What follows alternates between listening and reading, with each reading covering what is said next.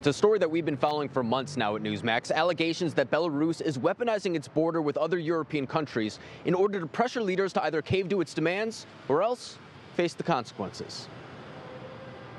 Tensions are increasing in Eastern Europe. Thousands of migrants putting pressure on regional governments to take action. Poland is deploying additional soldiers to its border with Belarus to prevent additional escalations after several attempts to break through barriers, while Lithuania is declaring a state of emergency. The conflict is gaining the attention of other European countries, as they fear Poland and Lithuania are just the first that will be affected by the surge of migrants from Africa and the Middle East. No go to Poland. We are going to Germany. Germany is life. No Poland.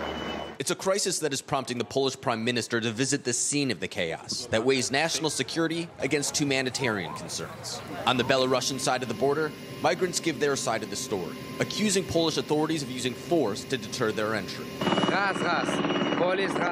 Russian state television reporting most of the migrants are Kurdish refugees escaping Iraq, claiming the conditions they're arriving to aren't much better than the hardships they're trying to escape. This is not the situation. As you see, everybody almost dying of the cold, hunger, and everything.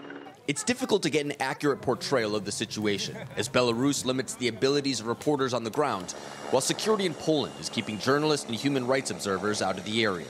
But the continent isn't surprised by this situation, as leaders are accusing the Lukashenko government in Belarus of inviting migrants from the Middle East to pass through its land in order to put political pressure on other European Union countries. This is a continuation of the desperate attempt by the Lukashenko regime to use people as pawns to destabilize the European Union and, of course, the values that we stand for. EU officials will meet at the United Nations later in the day to discuss a coordinated path forward, as Belarus maintains its innocence. But for neighboring countries, they fear this is only the beginning of the tensions. And the European Union has been open to measures such as sanctions against Belarus and even the construction of a border barrier. But with no end in sight when it comes to this situation, we'll have to wait and see what other tools are at its disposal in order to deal with this crisis. Hey, I'm Rob Finnerty. Thanks for watching. If you enjoyed this video, please join the conversation in the comments below. Don't forget to subscribe, too.